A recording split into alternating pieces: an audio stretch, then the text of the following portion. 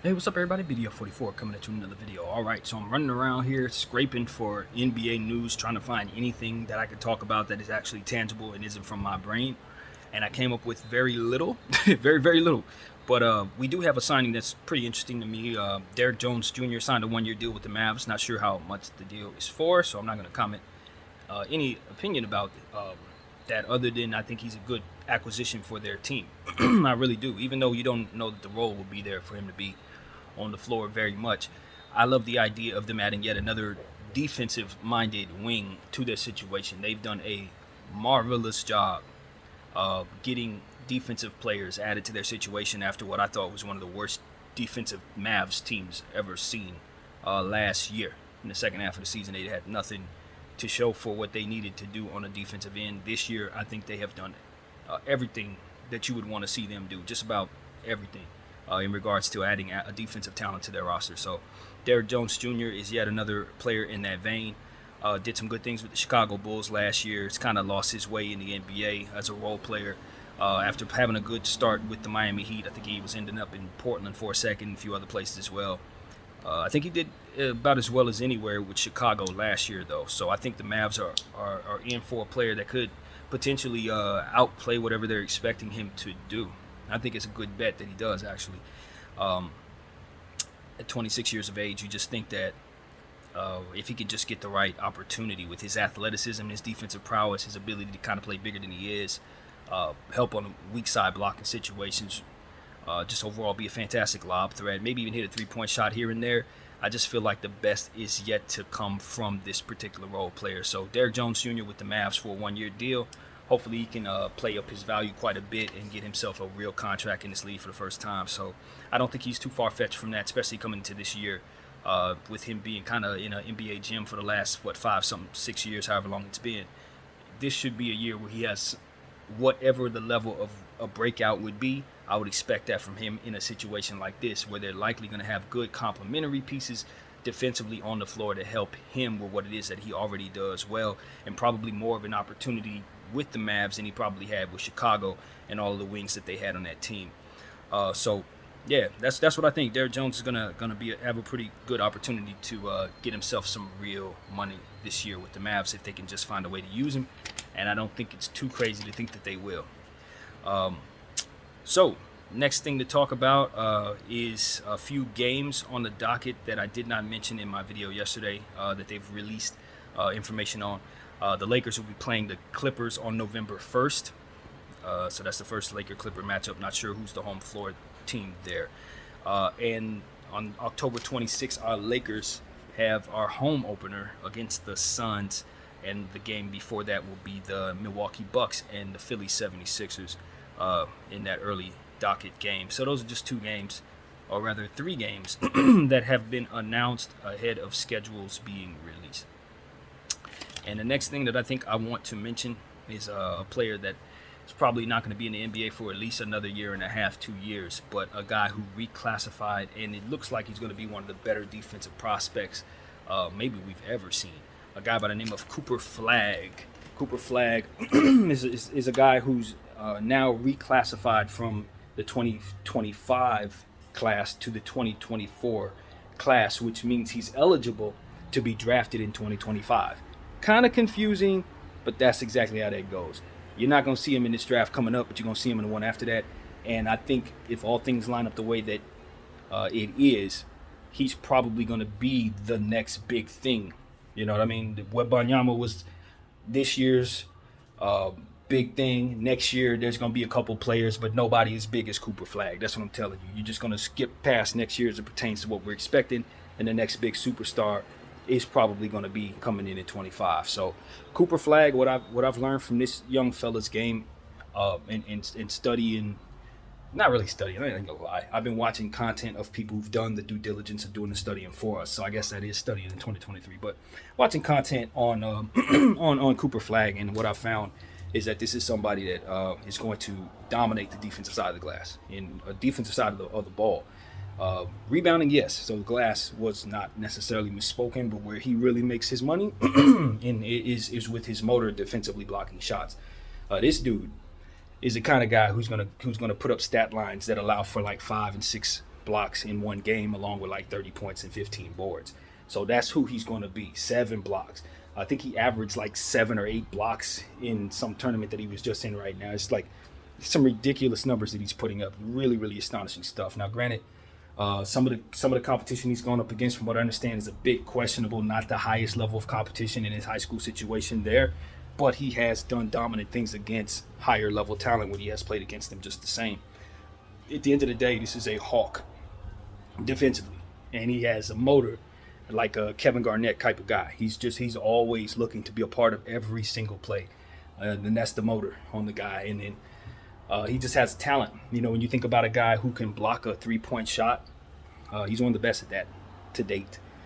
You talk about a guy like Jones from New Orleans, players you expect to be able to work the perimeter very well and have success blocking shots. Maybe our very own guy in LA, Vanderbilt.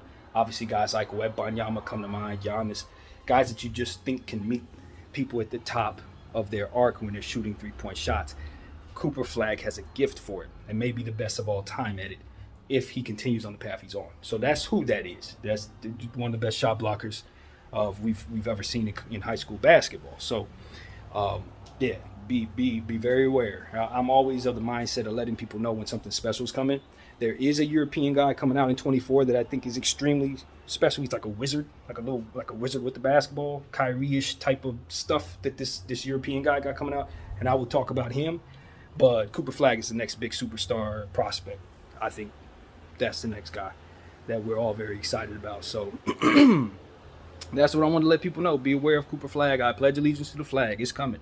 It's going to be a team that's going to pledge all in for tanking for this man in the next upcoming opportunity to do so, which would be 2024-2025 season. They're going to tank heavily. They are pledging their allegiance to the flag. I'm pretty sure some teams are already gearing up to do so. And it's going to be curious to see which teams it is, because when I think of the teams that I think are about to suck that year, they may not suck right now. They may be teams that just need to start the process of rebuilding, and that will be the point where that rebuild takes place. I think about a team like the Clippers. They should probably put themselves in a position. I know they probably don't have the pick, so it doesn't matter. But those are the teams that I think that are on their last leg with their core probably should start their rebuild anytime now. Those are the teams that I wonder if they're going to be pledging allegiance to the flag. So that's what I'm saying to you guys. It's just a couple of teams I think about, man. I don't know if teams want to blow it up or not. That's what it really comes down to. A team like Chicago, from whom we've already mentioned once in this video, they're a great candidate to start over. Obviously, a team like Portland, even though they have Scoot in place, even though they have Shaden in place, you can see a world where they're going to get a lot worse before they get better. So they're a candidate, I can imagine, to pledge allegiance and tank again. I just think about it. I don't look at the Mavericks that way, because I do think high of what they've put around Kyrie Irving and Luka Doncic right now. So I think there's a good chance their team could continue on the path of feeling good about winning.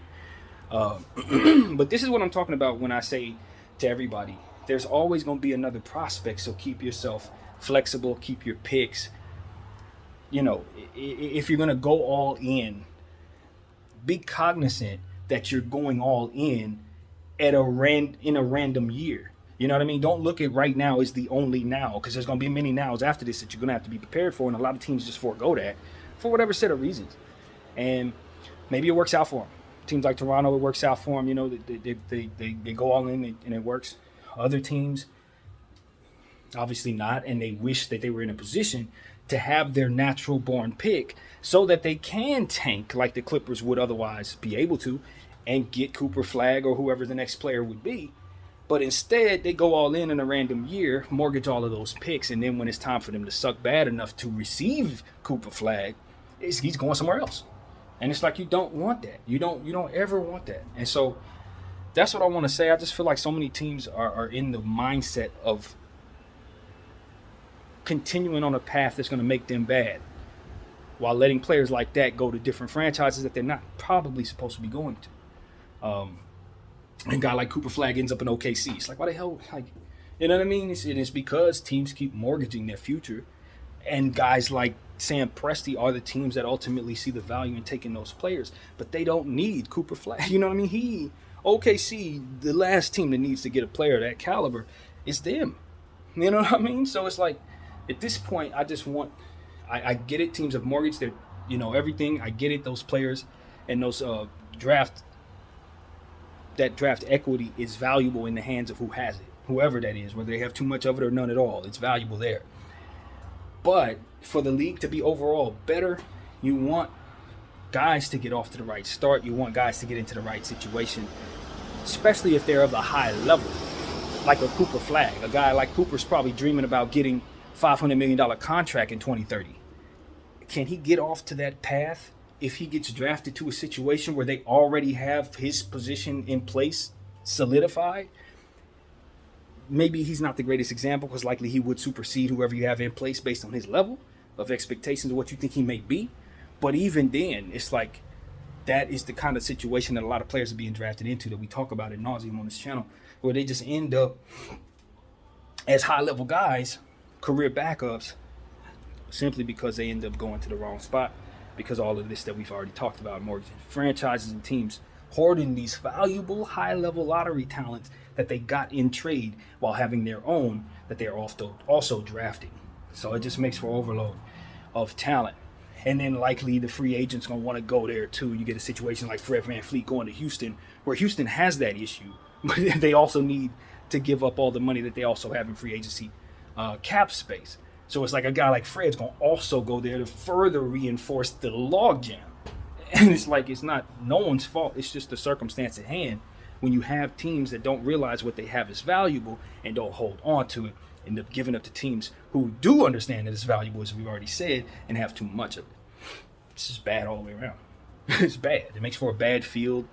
And a lot of times the teams that end up having those picks and those players that they hoard, they can't pay them. They can't keep them. They end up trading them for half the price, even less than that, or they end up busting. They don't turn out to be anything. Why? Because they never had to roll for those guys in the first place, nor was the path inspiring at all. So it trickles down to it not being valuable as you want it to be any damn way. You might as well just allow for those players to go where they naturally would fit and take back the value for the betterment of your franchise. And so that's what I say to a team like OKC and various other squads that ultimately just keep getting picks that they really, really can't get the most out of in a lot of cases. So my hope is that young Cooper won't find himself in that situation when it's time for him to be an NBA rookie. Hopefully he'll just land on in a team situation where a guy just retired and now the team is ready to start over. That would be perfect for young Cooper. So that's what we're thinking about, man. We're already ahead. As we said, in the summertime, it's a lot to think about because there's nothing going on. So that is the biggest news in the basketball sphere, as far as I could tell. Young Cooper Flagg reclassifying, and then from there, making himself eligible for 2024 to come out a year early, and then just getting a chance to see what he looked like. That dude, first of all, he's a grown man. 6'8", built stocky. He reminds me of a white Dwight Howard. Honestly, that's exactly what he reminds me of. A white Dwight Howard when he fills out. How Dwight looked when he was 16, that's how Cooper looks to me when he's 16. It's almost like they stand alike. Obviously, Dwight, when you talk about the shoulders and how he was able to fill out, I mean, he looked like, a Spartan when it was all over with. I don't know if Cooper's going to develop like that with that type of muscle mass, but what I'm saying to you is, it's exactly what it reminds me of. That's exactly what it reminds me of. But on the defensive end, on the offensive end, he's much more skilled than Dwight ever wanted to be, let alone was. Respectfully, he says. Boy has offensive talent, and he can put up 30, can put up 40. You know what I mean? And that's what you love about him. And that's what makes him a superstar caliber player, is the high-level scoring ability and the fluidity of his game. He makes passes and things like that. As one of the things that I've heard being said, one of the new phrases is a connective tissue. That's the statement that they use, and they always come up with these new phrases. This summer is connective tissue. In other words, he's one of them guys that I often talk about that you can put on the floor. That's a part of ball movement. He is a guy that is going to likely be able to make plays for others in rhythm and makes cohesive plays just run better just because he's on the floor. A lot of good basketball players have that ability. The ball doesn't stick to him. The ball doesn't stick to him, from what I understand. Now, granted, a lot of this is just me listening to other people talk about the kid, not as much of me watching his footage, but I did watch about 15, 20 minutes of him, and I'm telling you, It's exactly what they said. It's exactly what they said. It's just the motor, man. The dude just. The only concern I have about Cooper, in my mind, is the injury concerns based on just like everybody else who like him. They want to fly around. Sometimes they land on people's ankles. Sometimes, they become injury risk because they're so active. He's one of those. Active. But if he proves to not have any injury issues, if he proves to be very durable in that way, look out, because he's going to play harder than everybody else. And he's more talented than a lot of them. And that's what makes him different. Plays hard. So, on top of you being talented, it's just like Kobe Bryant. A guy like Kobe Bryant, it wasn't enough for him to be way better than everybody else. He got to want it more and play harder too. So that's why people think this guy's going to be a superstar. Not to compare him to Kobe Bryant, but I'm just saying that's what makes Cooper special. It's the motor and the length. And then from there, the skills as well. So excited about the prospect, man. Excited about the prospect. It's a new day. And you could see where we are already starting to look out for the next superstar. I would not say he's a better prospect than Wembanyama. In fact, I don't think anyone is. So we're not looking and saying that. But what we are saying, he's the next best thing. Whatever your next thing is you're going to be dreaming about, a bunch of your franchises, this is the guy for sure. As of right now, and there's some others as well, including one of Carlos Boozer's kids, or both of his kids. I don't follow them that well. From what I understand, one of them is really, really, really special. So, yeah, man, it's a new day. Like I said, we're very much excited about that. I've been watching highlights of the young next generation players. Melo Anthony's kid look like he's going to be just as fluid of a scorer as Melo. He really does. He look like he's going to be just like his dad. So I'm excited about where he's headed as a prospect. And, of course, I don't know of prospects as it pertains to where they rank. For all I know, he could be a role player. I don't know nothing. But what I'm saying is, from what I've seen, the mechanics are there. He looks like he's going to be pretty damn good, too. So that's what I'm saying. It's just about the new generation and checking those guys out. And I really do want to know what the name of that young European player is next year. He'll likely be the first or second overall. But that dude, with a ball in his hands, he can do things that you cannot teach. I'm telling you, he's a globetrotter, man. He is a real globetrotter, and I can't wait to see him as well. Just have no idea what his name is. But nevertheless, the future of the NBA is looking bright. Hopefully some of these guys that are in the NBA whose careers haven't gotten off to the type of start they were looking for understand the urgency of making these next few summers important, because there's going to be a whole new wave of superstars coming in that's going to push you to your max or push you out the lead if you don't do it right. So some of these guys whose careers ain't getting started the right way, this is not the time for that. Just being honest, this ain't the time for that. Y'all got to put in the work. Don't be lazy. So that's pretty much where I'm at, man. I don't know if there was anything else I wanted to share. I encourage everybody to check out my yesterday's video. We broke down the in-season tournament to the best of my ability. Messed up the math a little bit, but came around to understanding that it was all good.